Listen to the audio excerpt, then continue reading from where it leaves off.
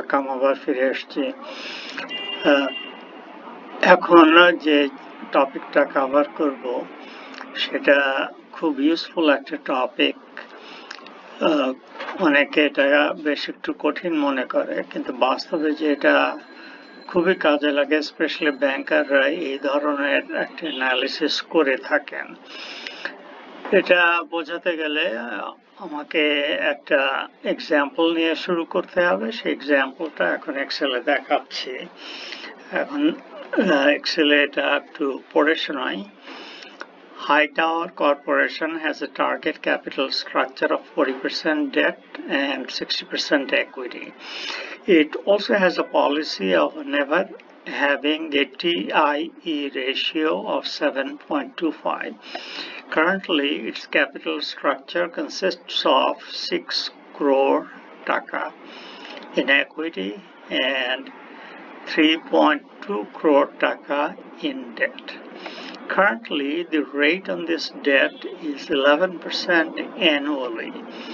The expected retained earnings for this year, not included in the above figure, is taka 80 lakh. Hightower will need to raise an additional taka 2 lakh in new capital. প্রশ্ন যেগুলো common সেটা হচ্ছে যে আমরা আমাদের standard বা policy directed date রেশিওর মধ্যে থাকতে পারবো কিনা যখন এই 2 কোটি টাকা নতুন ক্যাপিটাল তোলা হবে। সেটা উত্তর দিতে গেলে এই প্রশ্নটা এভাবে হবে, what is the available debt capacity of the company using the debt ratio. এখানে তাদের টার্গেট ডেট রেশিও হচ্ছে 40%।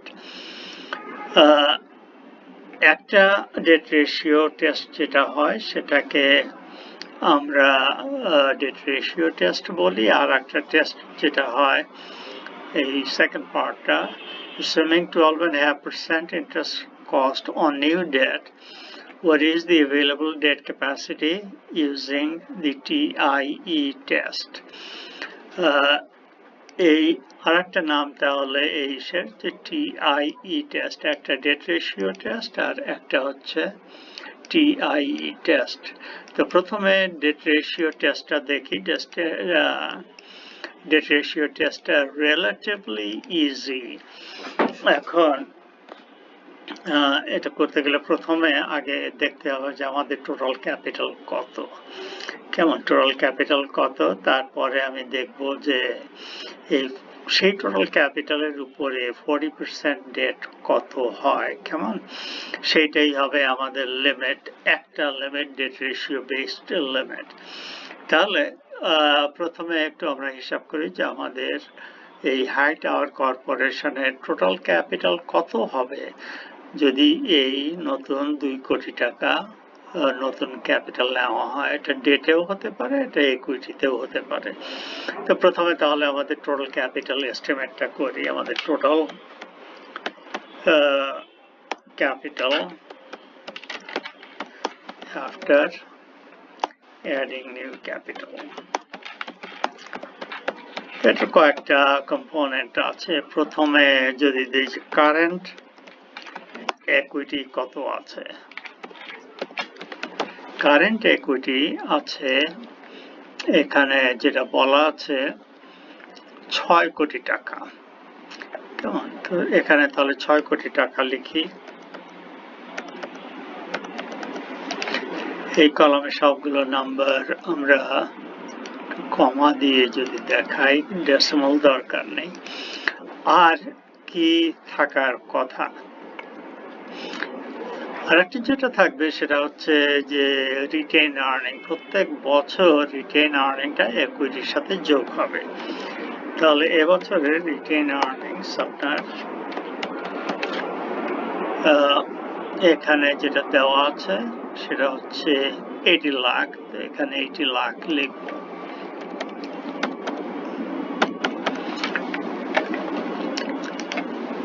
আর কি থাকতে পারে, কখনো কখনো এডিশনাল পেইড ইন ক্যাপিটালের কথা লেখা থাকতে পারে। এই পার্টিকুলার প্রশ্নে সেটা নেই। যেটা আছে যে নতুন 2 কোটি টাকার ক্যাপিটাল তোলা হবে, এই 2 কোটি টাকা কোন ফর্মে সেটা কিন্তু বলা নেই। এটা ইকুইটিও হতে পারে, এটা ডেটও হতে পারে। আমরা এখানে ধরেন লিখলাম যে new capital, long term capital, সেটা 2 কোটি টাকা। তাহলে আপনার টোটাল ক্যাপিটাল কত হলো? টোটাল, আচ্ছা এটা তো টোটাল ইকুইটি হলো। টোটাল ইকুইটি আমরা এই 3টে নাম্বার যোগ দিলে আমরা টোটাল ইকুইটি পাচ্ছি। এটাকে আমি সরাতে পারবো এখান থেকে? দেখতে পাচ্ছি না। তাহলে যদি সাম করি,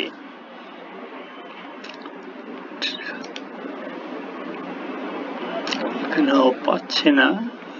এইভাবে করতে গেলে আমার সেই সামেশন এটা দরকার পাচ্ছি না, যেহেতু এটা ডেকে ফেলছে। এখানে আমি জাস্ট যোগ করি, কেমন? তাহলে আমাদের টোটাল ইকুইটি আছে 88 মিলিয়ন। এবার আপনি লং টার্ম ডেটটা যোগ দেন।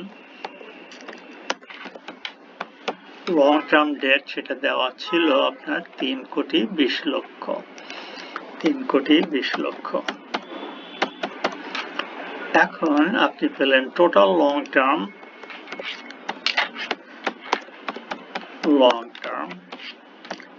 ক্যাপিটাল, যেটা হবে আপনার এই দুটো নাম্বারের যোগফল।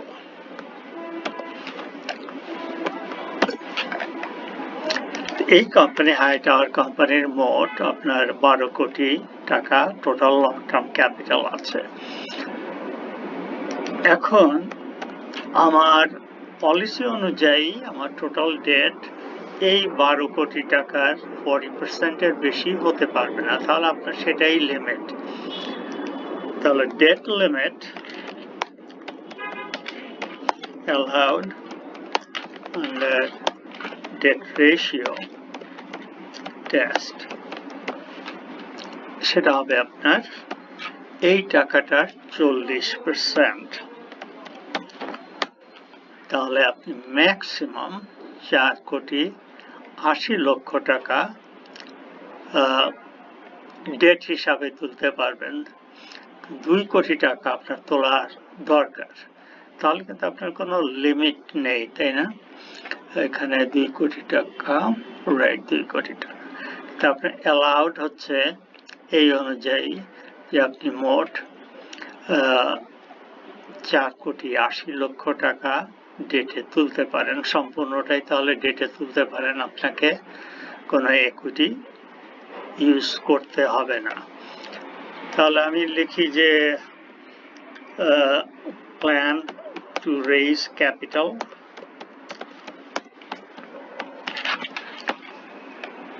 $2 কোটি।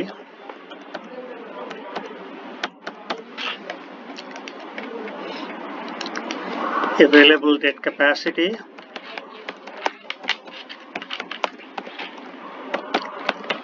এখানে 4 কোটি। No restriction on debt for all of 2 কোটি টাকা। তো এখানে আমরা একটা অ্যান্সার পেলাম যে এখানে আমাদের কোনো লিমিটে কোনো প্রবলেম নেই। এটা হচ্ছে আপনার ডেট রেশিও টেস্ট, কোনো লিমিট দরকার নেই। এবার আমরা দেখব টিআইই টেস্ট। এখানে আমাদের রেস্ট্রিকশনটা যেটা বলা আছে যে আমরা এটা কখনো 7.25 এর নিচে নিতে পারবো না। টিআইই আমরা কিভাবে বের করি? টিআইই ইকুয়েশনটা হচ্ছে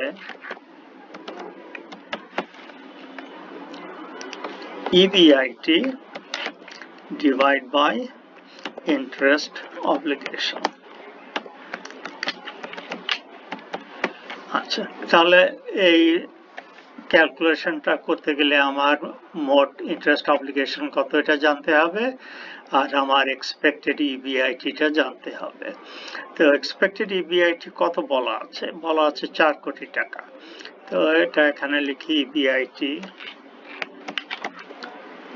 4 কোটি টাকা।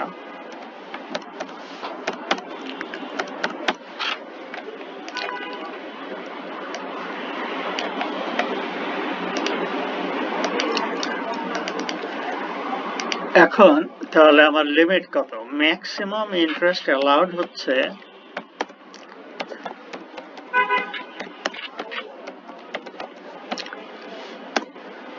1/7/2/5। কেমন? 7.5 না 7.25 লেখা ছিল, 7.25। তাহলে আমি এই নাম্বারটাকে ভাগ দেব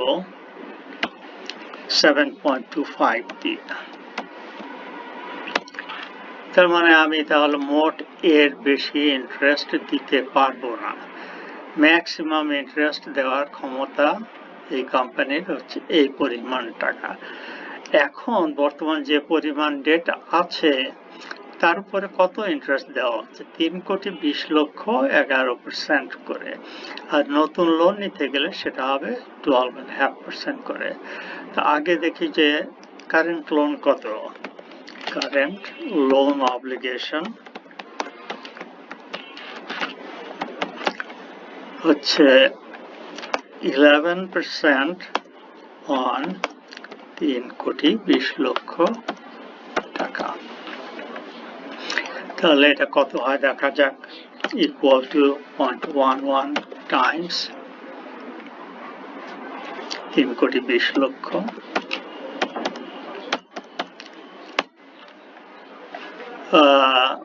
35,20,000 টাকা। তাহলে অ্যাভেলেবল স্ল্যাক আমি আরো নতুন ইন্টারেস্ট নিতে পারবো। Interest payment capability, interest payment ability হচ্ছে ডিফারেন্সটা। ডিফারেন্সটা হচ্ছে দিস মাইনাস দিস।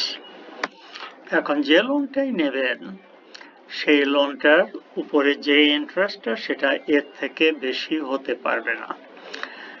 এখন যে কোনো লোন নেন সেটার উপরে লোন বলা আছে যে রেট হচ্ছে 12.5%। Rate on new loan 12.5%। আপনি মোট এত দিতে পারবেন। তাহলে লিমিট অন নিউ ডেট এটা হবে আপনার ডিভাইড বাই 0.125 এবং দেখতে হবে আপনাকে যে এটা আপনার সেই যে 2 কোটি টাকা তোলার কথা সেই 2 কোটি টাকার বেশি কি না। যদি বেশি না হয় তাহলে আপনার রেস্ট্রিকশন আছে। তাহলে আমি এটা থেকে ভাগ দিচ্ছি 0.125। আমি পাচ্ছি 159,77,931। এটা কিন্তু 2 কোটি টাকার কম। তাহলে এখানে আপনাকে যেটা বলছে যে আপনি 2 কোটি টাকা পুরোপুরি আপনি বড় করতে পারেন, এখানে কিন্তু বলছে যে ম্যাক্সিমাম আপনি বড় করতে পারেন এইটা। আপনি যদি 2 কোটি টাকা বড় করেন তাহলে ইন্টারেস্টটা এর থেকে বেশি হয়ে যাবে। আপনাকে এখন এই দুটো নাম্বারের সাথে কম্পেয়ার করতে হবে। এখানে বলা আছে যে আপনি এই পুরো টাকাটা বড় করতে পারেন, অল অ্যাভেলেবল। আর এইখানে বলা আছে যে এটা ম্যাক্সিমাম অ্যাভেলেবল। এই দুটোর মধ্যে যেটা কম সেটাই হবে আপনার ফাইনাল অ্যান্সার। এই প্রশ্নটার উত্তর how much new debt can High Tower add and still be within the policy limits of capital structure and TIE ratio. তাহলে আপনার হচ্ছে যে ফাইনাল লিমিট ডেট লিমিট এটাকে যদি বলেন available excess ডেট ক্যাপাসিটি, এটা হচ্ছে দুটোর মধ্যে যেটা ছোট, সেটা হচ্ছে এই ফিগারটা। কেমন? আর এটা আপনি একটু এই কোয়েশন দিয়েও সলভ করতে পারতেন। আপনার ডেট লিমিট এই পদ্ধতিতে ডেট লিমিট অনেকটা এইরকম করে করা যায়, হচ্ছে যে আপনি করবেন যে মোট কত ইন্টারেস্ট আপনি নিতে পারবেন। ওকে, তো লিমিট হচ্ছে অ্যামাউন্ট ইবিআইটি, ধরেন ইবিআইটি কে আপনি ভাগ দেবেন এই নাম্বারটা দিয়ে যে আপনি অলরেডি দিচ্ছেন 3520000, এটা আপনি দিচ্ছেন। আর নতুন লোনের উপরে আপনি দেবেন 12.5 টাইমস এই আননোন অ্যামাউন্টটা, এটা 7.5 হতে হবে, 7.25 হতে হবে, বা তার থেকেও বেশি হতে হবে। তো বেশি হতে হলে আপনি জাস্ট ইকুয়ালিটি দিয়ে ঠিক করেন, তারপরে আপনি বুঝবেন যে এখানে এক্স এর যে সলিউশন এই নাম্বারটা তার থেকে বেশি হতে পারবে না। আমাদের ইবিআইটি বলা আছে 4 কোটি। আচ্ছা, আমরা এখন যদি একটু ক্রস মাল্টিপ্লিকেশন করি তাহলে আমরা এরকম নাম্বার পাচ্ছি। ইবিআইটি এইখানে যদি আমি ইকুয়াল লিখি, এটা হবে ইকুয়াল টু 7.25 টাইমস আপনার 352, 4টা শূন্য আছে, প্লাস 0.125x। আপনি এখন x সলভ করবেন। এটা যদি 4 কোটি হয় তাহলে 4 কোটি তো বলেছি, তাই না? 4 কোটি। অলরাইট, তো 4 কোটি যদি হয় কত হলো দেখি। 4 কোটি হয়েছে। এই 4 কোটি হতে হবে এই ফিগারের সমান।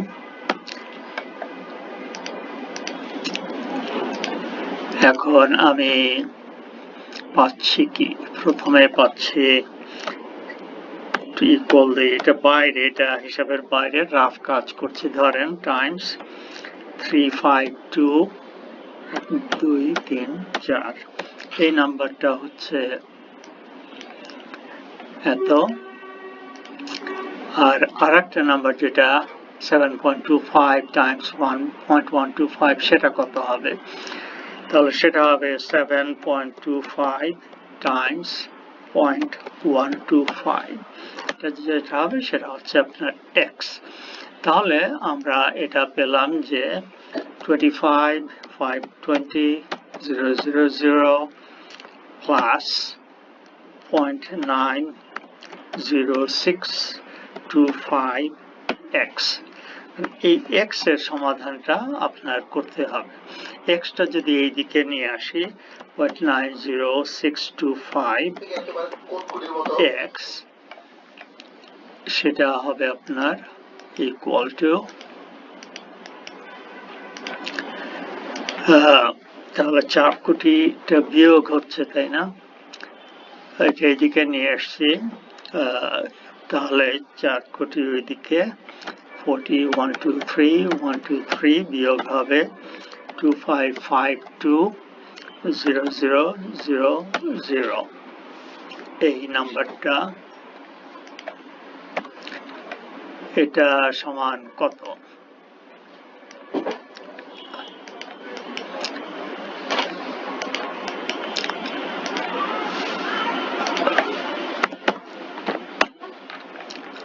আচ্ছা, তাহলে x সমান কত? x সমান হবে ইকুয়াল টু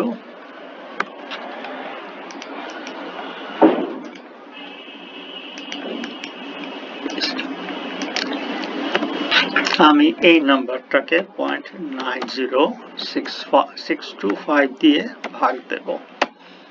আপনি এই যে নাম্বারটা পেলেন আর এই নাম্বারটা একই অ্যান্সার। এখানে 59,77,931, 59,77,931। তাহলে এইভাবে আমরা এই প্রশ্নটার উত্তর দেই যে নতুন ডেট নিলে আমাদের ডেট রেশিওটা কি আমাদের ক্যাপিটাল স্ট্রাকচার পলিসি 40-60 মধ্যে থাকবে, এবং আমরা কি আমাদের টিআই রেশিও 7.25 বা 6 বা 5 বা 4 যেটাই আমাদের পলিসি তার নিচে রাখতে পারবো কিনা। সেইটার অ্যান্সার দিতে গেলে আমরা দেখতে পাচ্ছি যে আমরা যদি নতুন লোন এর থেকে বেশি করি তাহলে আমাদের যে পলিসি সেই পলিসিটা আমরা মানতে পারবো না। তাহলে এখানেই এই প্রেজেন্টেশনটা শেষ, এই চ্যাপ্টারটা এখানেই শেষ করব। আজকে এখানে বিদায়। পরের দিন আবার যখন আসবো তখন নতুন টপিক নিয়ে আসবো। ধন্যবাদ।